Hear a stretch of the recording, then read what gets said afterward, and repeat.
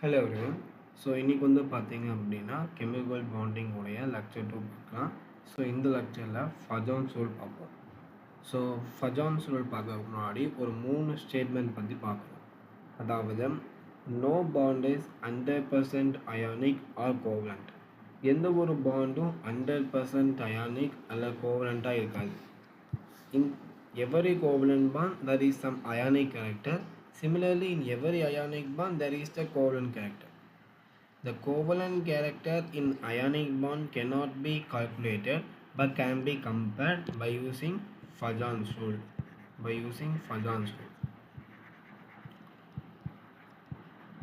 இது என்ன சொல்கிறாங்க அப்படின்னா, இப்போ எக்ஸாம்பிளுக்கு வந்து பார்த்தீங்க அப்படின்னா நம்ம HF அப்படிங்கிற ஒரு மாலிகுலை எடுத்துக்கலாம். ஸோ இந்த HF அப்படிங்கிறது வந்து பார்த்தீங்கன்னா கோவலன்ட் பாண்ட். இங்கே வந்து ஹைட்ரஜன் வந்து ஒரு எலக்ட்ரான் கான்ட்ரிபியூட் பண்ணியிருக்கோம், ஃப்ளோரின் வந்து ஒரு எலக்ட்ரான் கான்ட்ரிபியூட் பண்ணி ஒரு பாண்ட் மியூச்சுவல் பாண்டிங்கில் இருப்பாங்க. இது வந்து கோவலன்ட் பாண்ட். இப்போ என்ன பண்ணுவாங்க அப்படின்னா, இந்த ஹைட்ரஜன் அண்ட் ஃப்ளோரின் வந்து மோர் எலக்ட்ரான் நெகட்டிவாக, அப்போ என்ன பண்ணுவாங்கன்னா அந்த எலக்ட்ரான் பேரை வந்து அவங்கக்கிட்ட வச்சா ட்ரை பண்ணுவாங்க. ஸோ அதனால் வந்து பார்த்தீங்கன்னா ஃப்ளோரின் மேலே இந்த எலக்ட்ரான் வந்து ஃப்ளோரின் பக்கம் வரும். அப்போ ஃப்ளோரின் மேலே பார்ஷியல் நெகட்டிவ் சார்ஜும் ஹைட்ரஜன் மேலே பார்ஷியல் பாசிட்டிவ் சார்ஜும் உருவாகும். அப்போ நீங்கள் பார்த்தீங்கன்னா இது கோவலன்ட் பாண்டாக இருந்தாலும் சம் அயானிக் கேரக்டர் வந்து பார்த்தீங்கன்னா இங்கே ஜென்ரேட் ஆகிருக்கு. ஸோ இதுதான் வந்து சொல்கிறோம். No bond is 100% ionic or covalent. Every covalent bond contain ionic character. Similarly, every ionic bond contain covalent character. அதே மாதிரி covalent character in ionic bond cannot be calculated but can be compared using Fajans rule.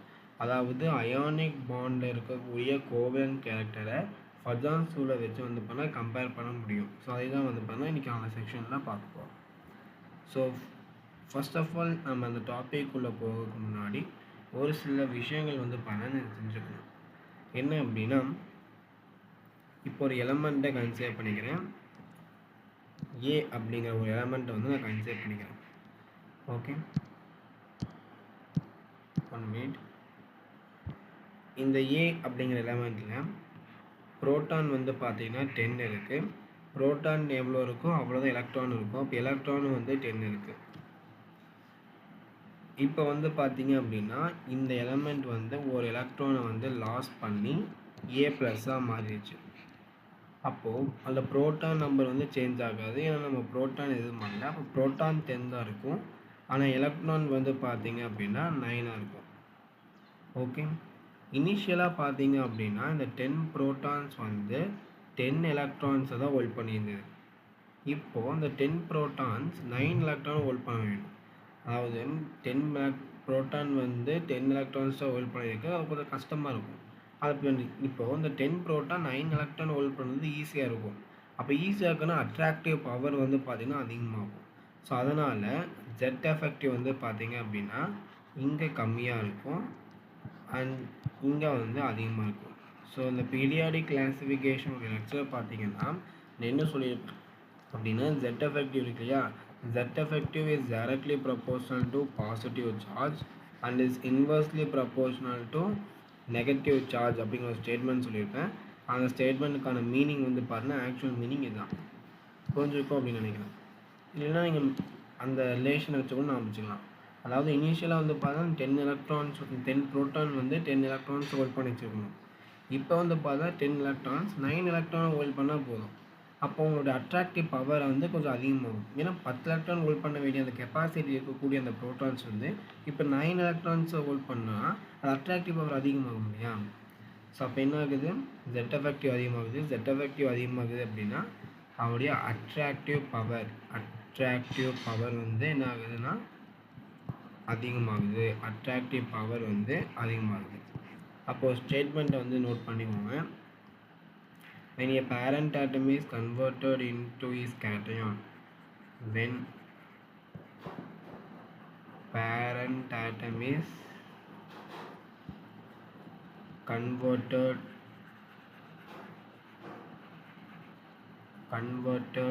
into its cation,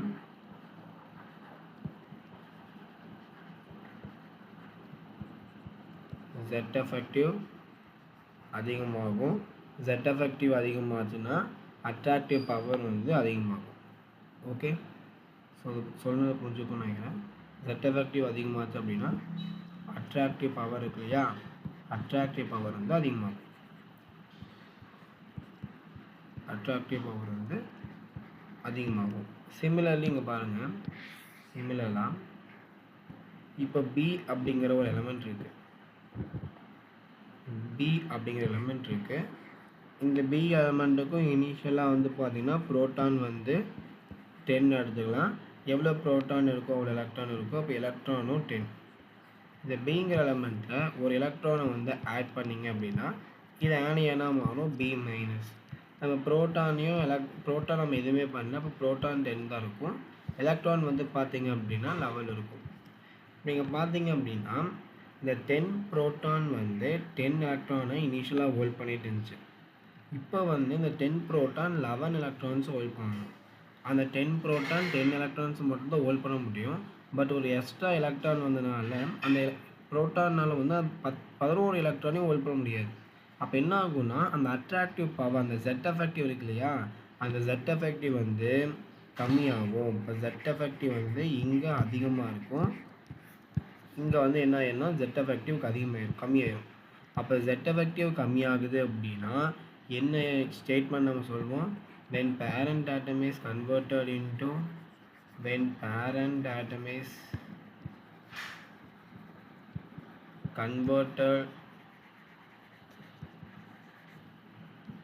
into its anion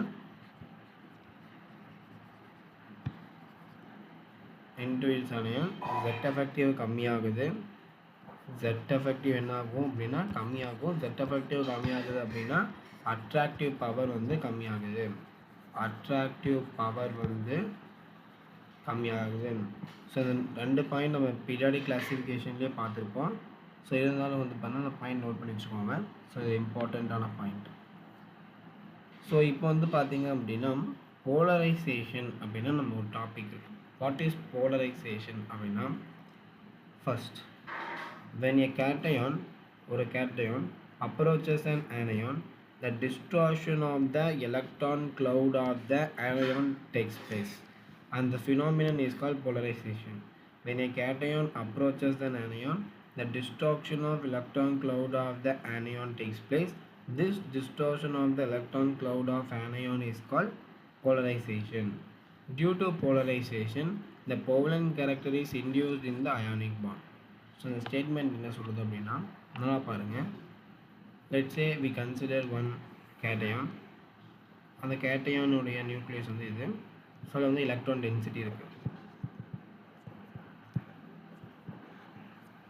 so similarly வந்து பார்த்திங்கன்னா ஒரு anions are generally larger than cations. அதில் வந்து ஒரு nucleus இருக்குது, அதோட எலக்ட்ரான் டென்சிட்டி இங்கே இருக்குது.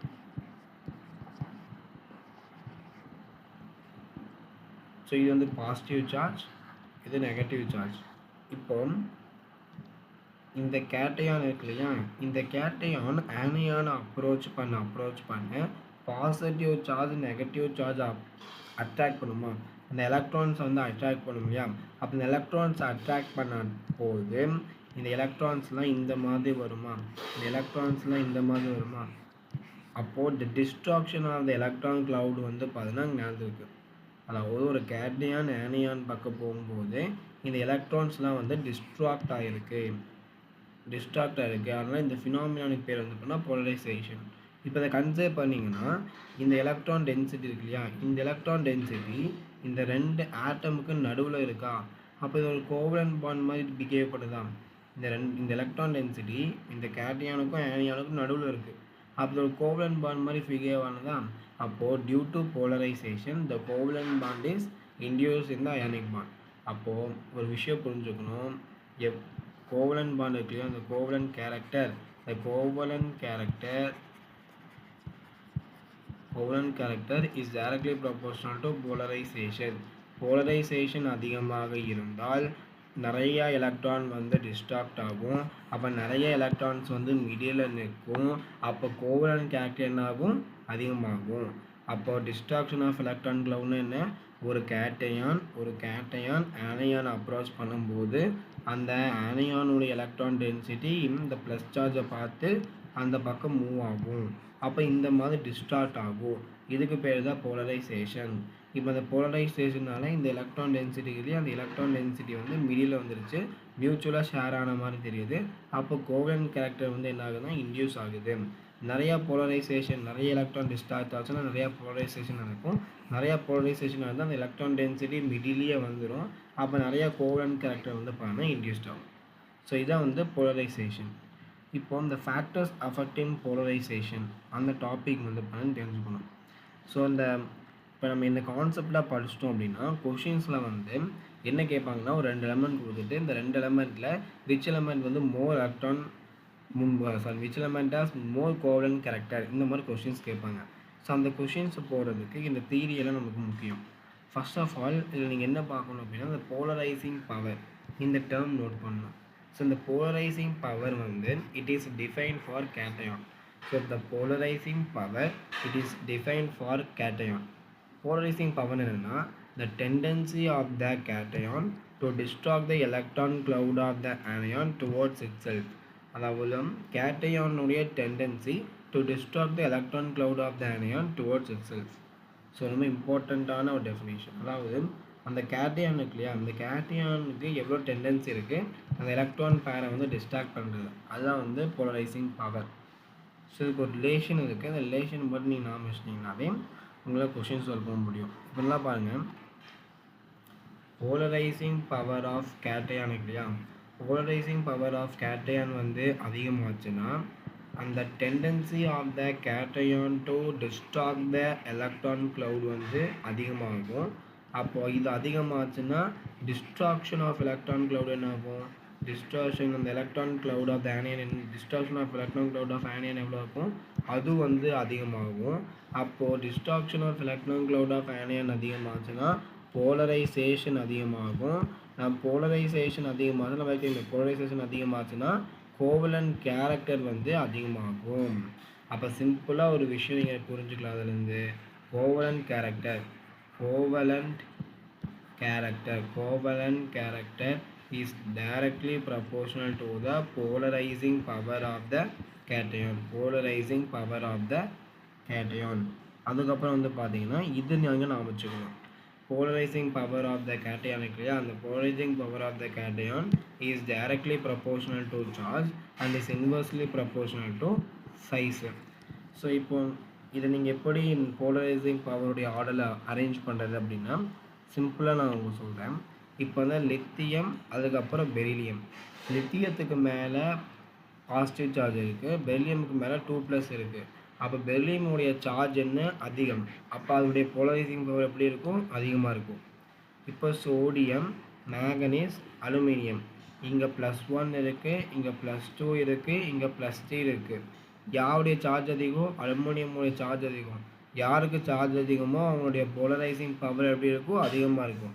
இங்கே +2 இருக்குது, இங்கே +3 இருக்குது. யாருடைய சார்ஜ் அதிகம், +3யோட சார்ஜ் அதிகம். யாருடைய சார்ஜ் அதிகமாக இருக்கோ அவங்களுடைய போலரைசிங் பவர் எப்படி இருக்கும்னா அதிகமாக இருக்கும். நெக்ஸ்ட்டு வந்து போலரைசிபிலிட்டி ஆஃப் ஆனியான். அதாவது இப்போ நம்ம கேட்டயானுக்கு போலரைசேஷன் பவரை டிஃபைன் பண்ணுற மாதிரி ஆனியானுக்கு நம்ம போலரைசபிலிட்டி டிஃபைன் பண்ணுவோம். So it is define for anion. இதோட டெஃபினேஷன் என்ன அப்படின்னா the tendency of the anion to get polarize. அதாவது இது ஒரு ஆனியானுடைய டெண்டன்சி டு கெட் போலரைஸ். இப்போ போலரைசபிலிட்டி இருக்கு இல்லையா, அந்த போலரைசபிலிட்டி நம்ம எப்படி ஒரு ரிலேஷன் கொண்டு வந்துடுவோம், நீங்கள் அந்த ரிலேஷன் மட்டும் நாம் வச்சிங்கன்னா போதும். போலரைசபிலிட்டி, இப்போ போலரைசபிலிட்டி ஆஃப் ஆனியான் வந்து அதிகமாக இருக்குது அப்படின்னா அந்த ஆனியான் ஈஸியாக டிஸ்ட்ராக்ட் ஆயிரும். அப்போ அந்த ஆனியான் ஈஸியாக டிஸ்ட்ராக்ட் ஆச்சுன்னா போலரைசேஷன் அதிகமாகும். போலரைசேஷன் அதிகமாச்சு அப்படின்னா அதில் கோவலன்ட் கேரக்டரும் அதிகமாகும். அப்போ சிம்பிளி நம்ம என்ன சொல்லலாம் அப்படின்னா covalent character is directly proportional to the polarizability. Covalent character is directly proportional to the polarizability of anion. So இப்போ இந்த ஆனியானுடைய இந்த போலரைசபிலிட்டி எதை பொறுத்து இருக்கும் அப்படின்னா, ஆனியானுடைய போலரைசபிலிட்டி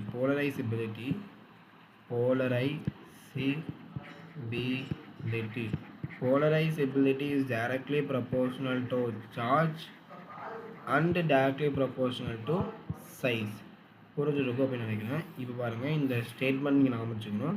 ஸோ நான் சம்மரி மாதிரி கொடுத்தேன்னா சம்மரி வச்சு நீங்கள் கொஸ்டின் பண்ணலாம்.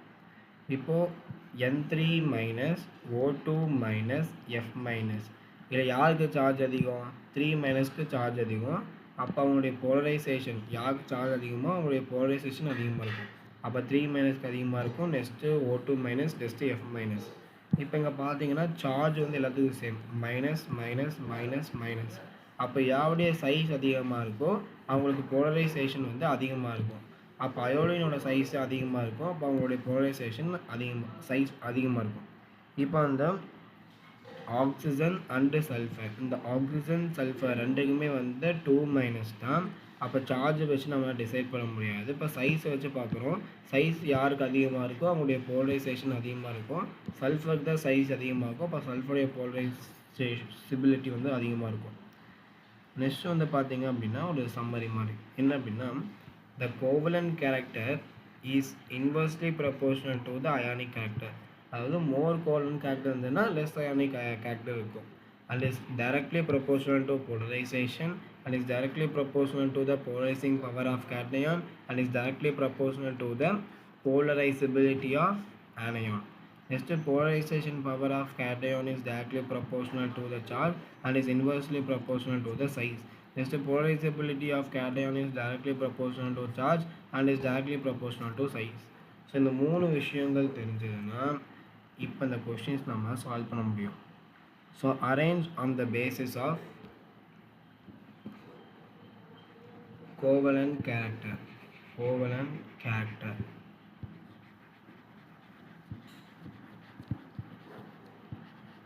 ஸோ இங்கே வந்து பார்த்தீங்கன்னா உங்களுக்கு ஜிங்க் 2+ இருக்குது, இங்கே கேட்மியம் 2+ இருக்குது, நெக்ஸ்ட்டு Hg 2+ இருக்குது. ஸோ இது வந்து பார்த்தீங்கன்னா உங்களுக்கு டி பிளாக்கில் வரக்கூடிய ஒரு எலமெண்ட்ஸ். டி பிளாக்கில் ஜிங்க்கு, கேட்மியம், அதுக்கப்புறம் உங்களுக்கு மெர்க்குரி வரும்.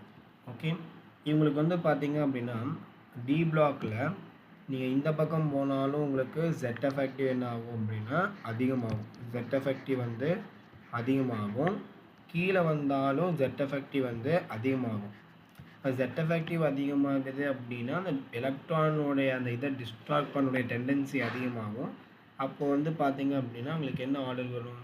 எலக்ட்ரான் டிஸ்ட்ராக்ட் பண்ண டெண்டன்சி அதிகமாகுது அப்படின்னா ஹெச்ஜிக்கு வந்து அந்த டெண்டன்சி அதிகமாக இருக்கும். தட் மீன்ஸ் போலரைசபிலிட்டி வந்து ஹெச்ஜிக்கு அதிகமாக இருக்கும். இப்போ யாருக்கு போலரைசேஷன் பவர் அதிகமாக இருக்கோ அவங்களுக்கு வந்து இதாக இருக்கும். இதை வந்து பார்த்திங்கன்னா உங்களுக்கு டி பிளாக் கூட case.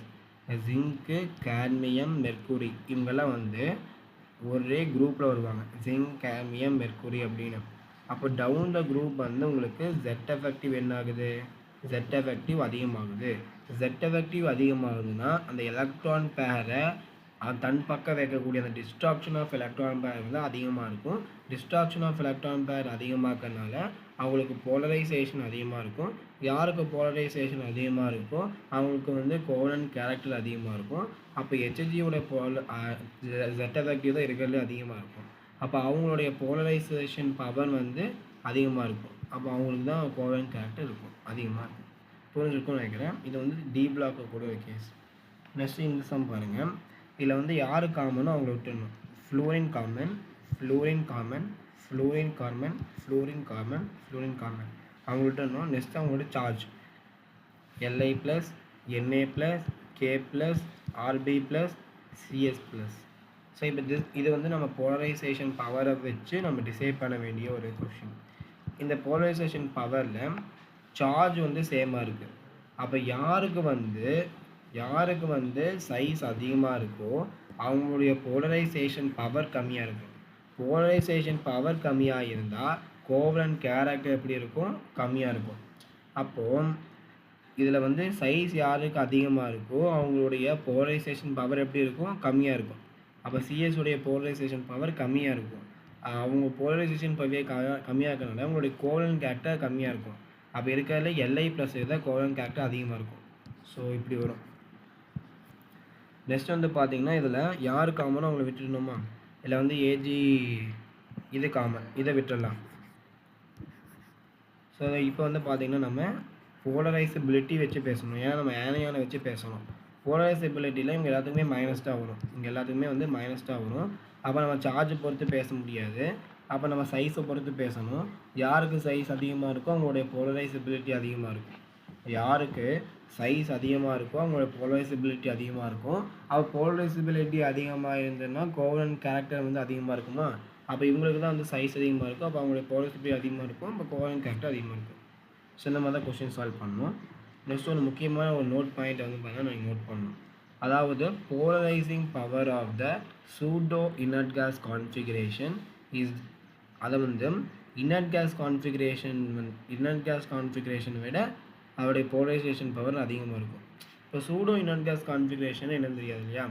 Inert case plus D10 இந்த மாதிரி கான்ஃபிகரேஷன் வரதான் வந்து pseudo inert gas configuration. Inert gas configuration example வந்து பார்த்தீங்க அப்படின்னா இப்போது Cu+ எடுத்துக்கோங்க. Cu+ல் உங்களுக்கு எலக்ட்ரானிக் கான்ஃபிகரேஷன் வந்து ஆர்கான் 3D10 அப்படின்னு வரும். அதே Na+க்கு வந்து பார்த்தீங்க அப்படின்னா உங்களுக்கு நியான் மட்டும் வரும்.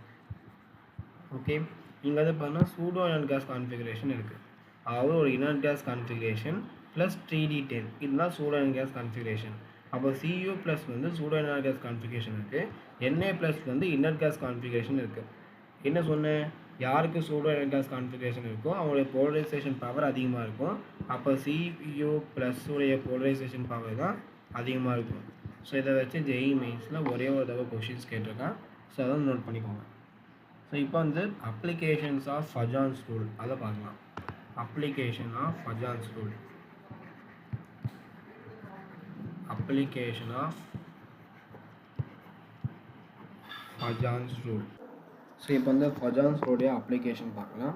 ஸோ ஃபஸ்ட் அப்ளிகேஷன் வந்து பார்த்தீங்கன்னா solubility of the compound.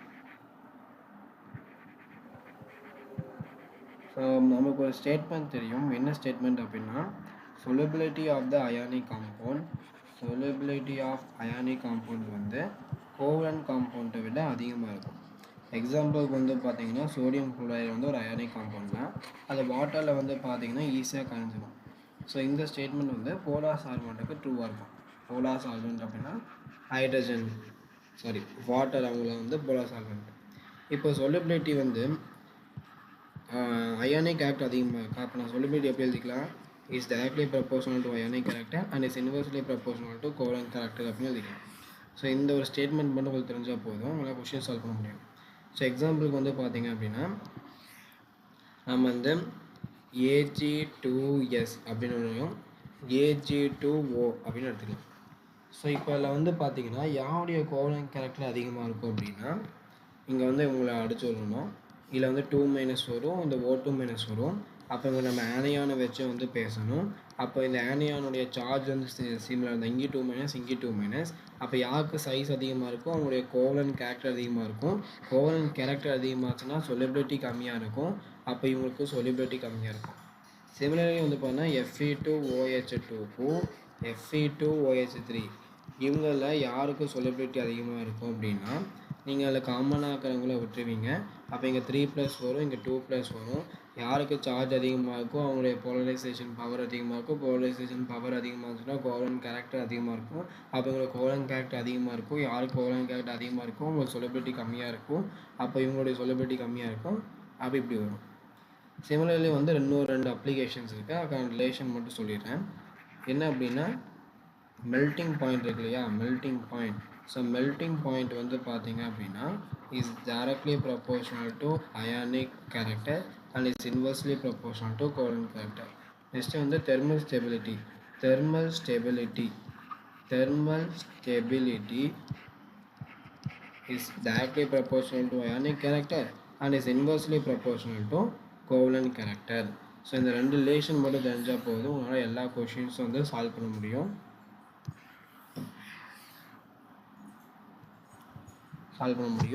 So அந்த 2 ரிலேஷன் மட்டும் வந்து பார்த்தீங்கன்னா நீங்கள் பார்த்து வச்சுக்கோங்க. ஸோ அந்த 2 ரிலேஷன் வச்சேன். ஸோ இந்த மாதிரி உங்களுக்கு கொஸ்டின் கேட்டாங்கன்னா உங்களால் ஈஸியாக சால்வ் பண்ண முடியும். ஸோ அவ்வளோதான் ஃபஜாஸ் ரூல் வந்து பார்த்தீங்கன்னா டன் அண்ட் டஸ்டட். ஸோ இந்த லெக்சர் வந்து ஃபினிஷ் ஆகிடுச்சு. தேங்க்ஸ் ஃபார் வாட்சிங்.